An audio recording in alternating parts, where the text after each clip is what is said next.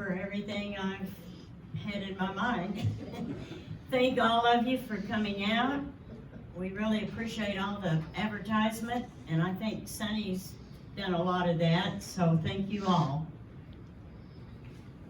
Our story is about the Old Galatia Church, and from all the research that I have done, it was built sometime after 1900, and in the 1850s, Robert Lackey and his family came here and moved in that area and lived there all the time. They had, when they lost a couple children, they were buried there on the farm. And in 1886, he deeded 10 acres, more or less, for a church and cemetery. And they said that they had already been using the cemetery for 20 years prior to that. And we don't know exactly what year the old church was built or when it burned, but the old one was basically in the middle of the cemetery in a different area.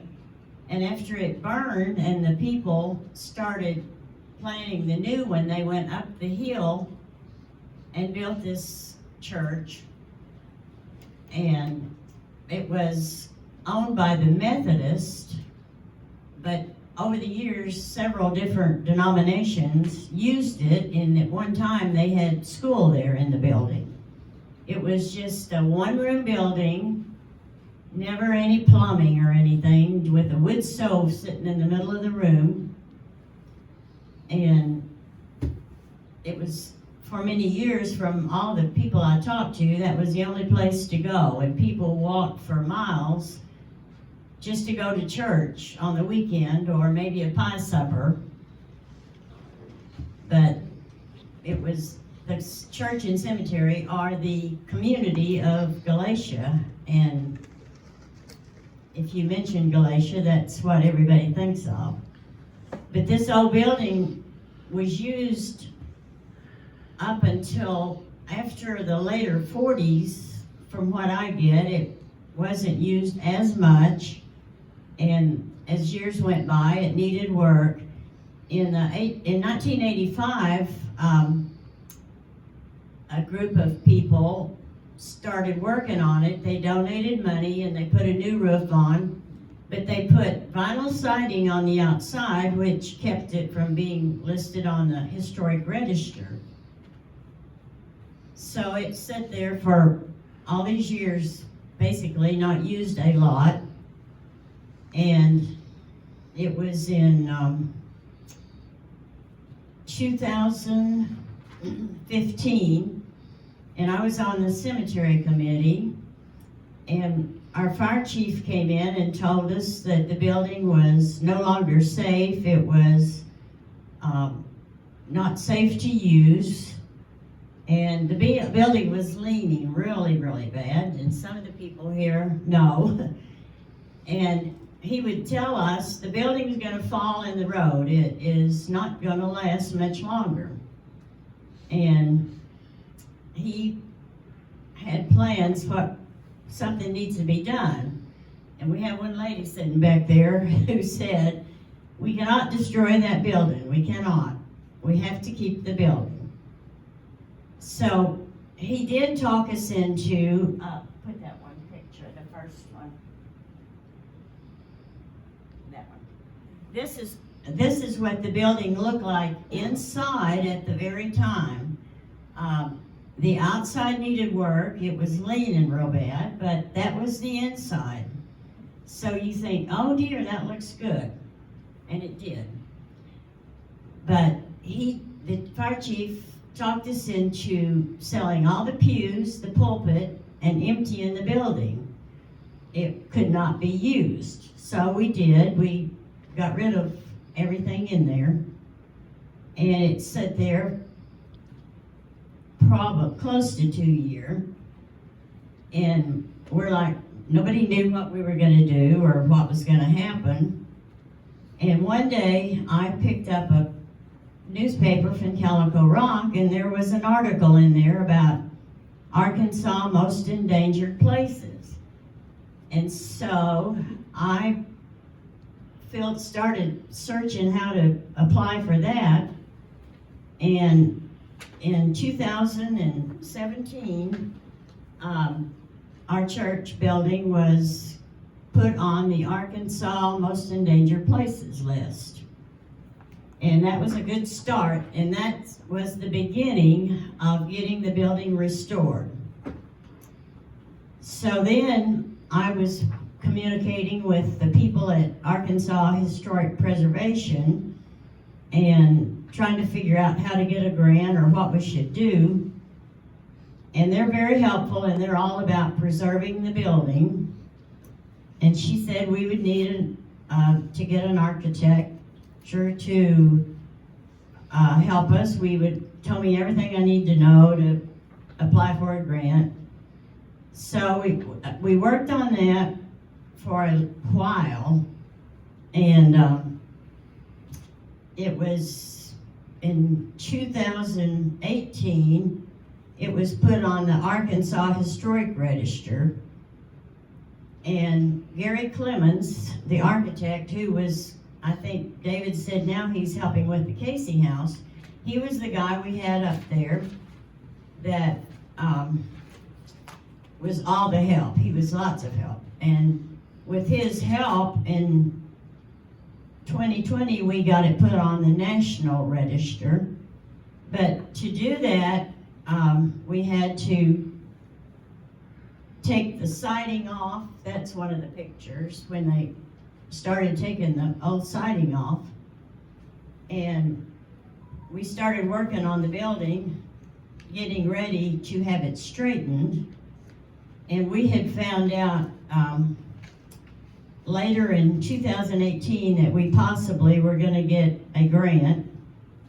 And so it was in November 2019 when they actually started to work and they went in and took all the siding off, covered the windows. I have other pictures up here that show some of the work, but I think it was about 3 months that it took from go ahead.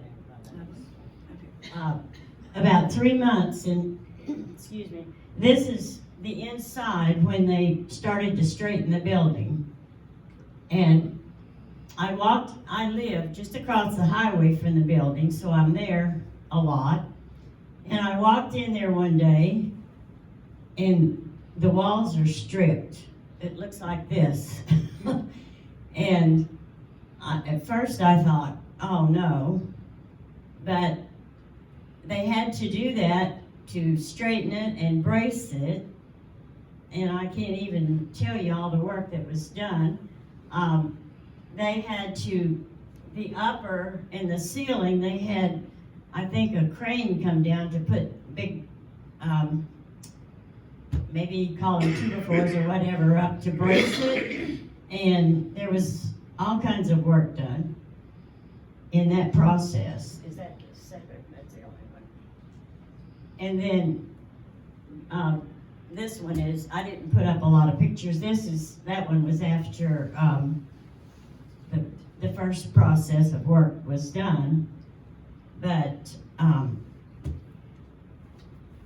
it was like, we first had gotten a $10,000 grant from the Historic Preservation, and I asked them, is it okay if I apply for another type grant? And they said, sure. So I went to Arkansas Rural Development and applied, and we were very lucky. That one, you have to have you have to have your matching money before you apply. So from Historic Preservation, we were getting $10,000, and the second one was $15,000, and we had to have matching money. So you know how much work it is to raise $15,000. And one thing, I put together 2 books. I brought some of my work to show, but those were our big fundraisers to begin with. It's just pictures and history of some of the people that are buried down there. And so that was the beginning of our fundraising. And we were able to have the money to match the grant. And in 2019, and that was the main work that was done. It ended in the beginning of 2020. But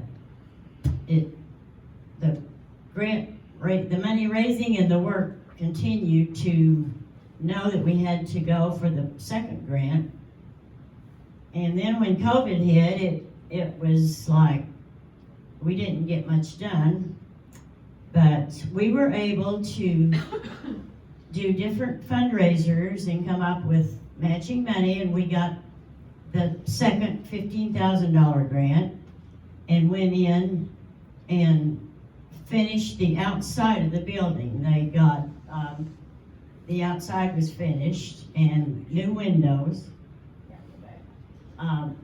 We were very fortunate to learn of the Amish over near Salem, where we bought windows and doors and a lot of their lumber for a very good price. And it was a lot of work and planning, and the guys having to go haul it over and whatever, but it's amazing what we did get, how much we saved on the windows and doors. So at this point, the outside is totally finished, and we just at the end of last year found out that we were getting, would be our third $15,000 grant, and we're ready to start this week. We hope they're coming in to do the foam insulation, and then we're going to get the walls. Everything will be finished. There may be a little work on the floor that will need to be done, but hopefully within 2 or 3 months, the inside will be finished. And then we have to plan to raise money for whatever we put inside. It will now be a community center. There won't be church services there. It will now be Galatia Community Building.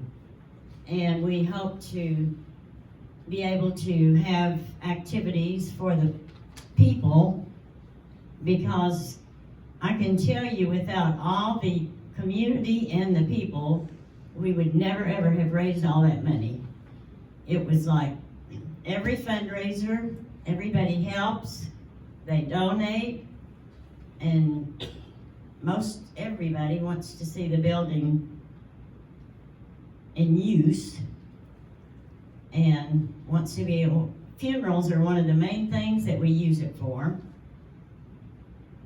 And we hope to have it back in use maybe later summer, hopefully, if we can get chairs and furnishings for the inside. But that's our next project. A lot of people say, ask about heating and cooling, and I say, that's more money down the line. If we save the building, that's my whole plan, and that's what I work for. So whatever happens now, I'll be proud. Whatever happens will be good, but just to know that we did save the building. And if anybody wonders why I'm so interested and put so much work into this, because I was born just a short distance down the road from that church and cemetery, and now the cemetery owns the property where I lived. And I said, how many people can be buried back where they were, the same spot they were born in? And then another thing, my grandpa Adams had a farm right behind the cemetery, and he moved there shortly after 1900. So every time you go to his house, you go right past the church. And the lane to his house was right at the back of the cemetery. And then in 1977, my husband and I bought the farm that joins this property. And there's only a fence between the church and my farm, so that building has been in my life forever, always. And I started there and I'll end there, so I did not want to see it fall down. And with a lot of people's help, and I see people here that have worked hard and donated, and I mean, it's just amazing how much help we have had. But one of the things you have to know about the cemetery, this is one of my favorite areas, and if you go to Galatia Cemetery, you're gonna probably drive around the circle, and when you start around the circle, you look over the hill, and that is the old part of the cemetery.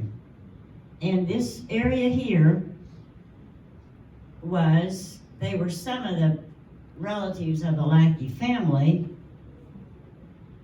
and the older lady who was taking care of those for years, she's like, when I'm gone, I don't know who will take care of these graves.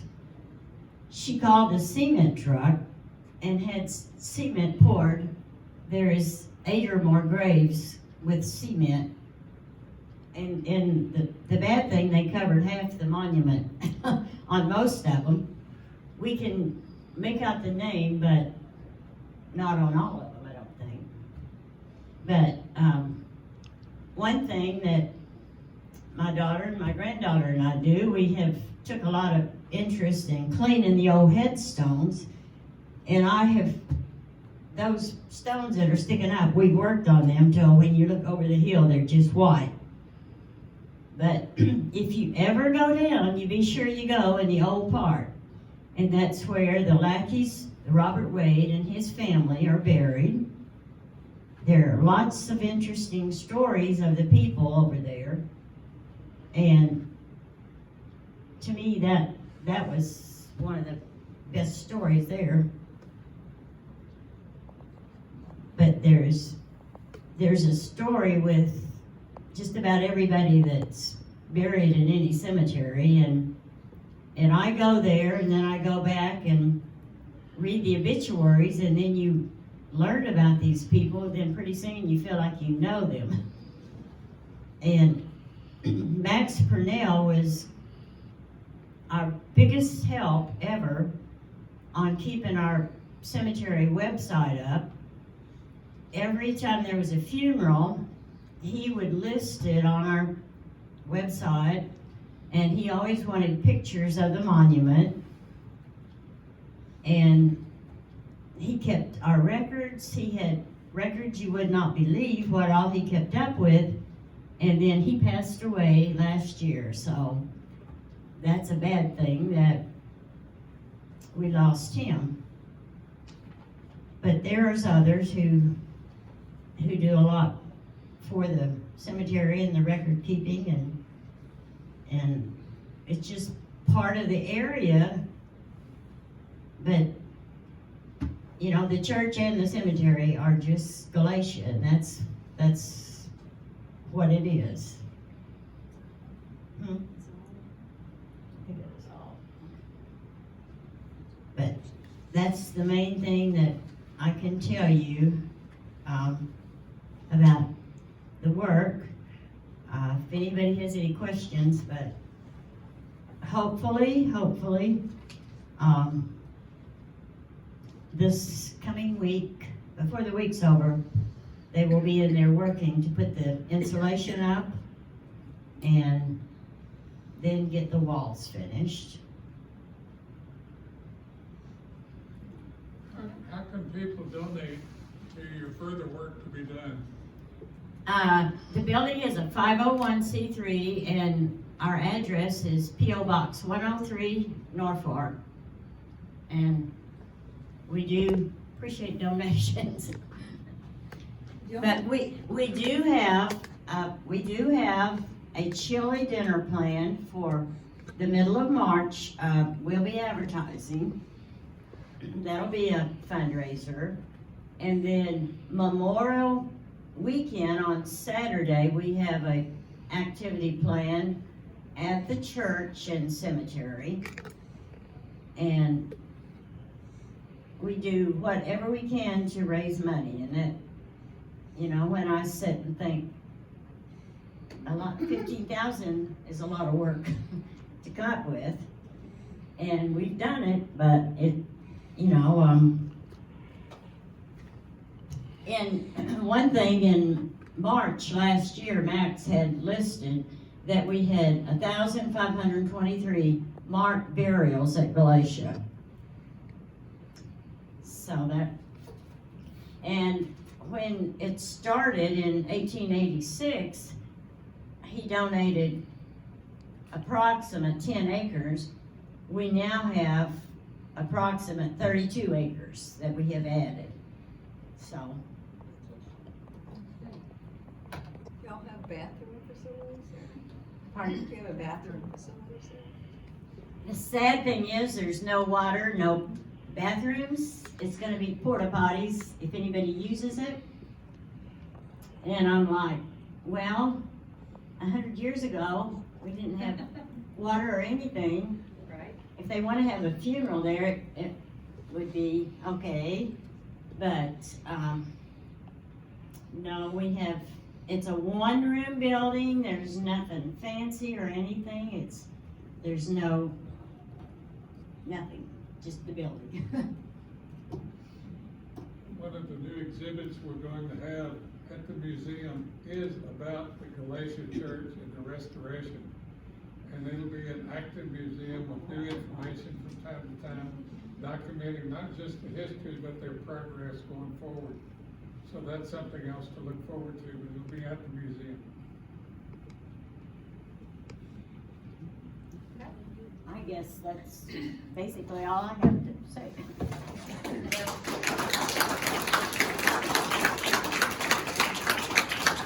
Every big project usually starts with one person who's the spearhead, and I think Linda has done an outstanding job with taking ownership of something, and that just goes to show if you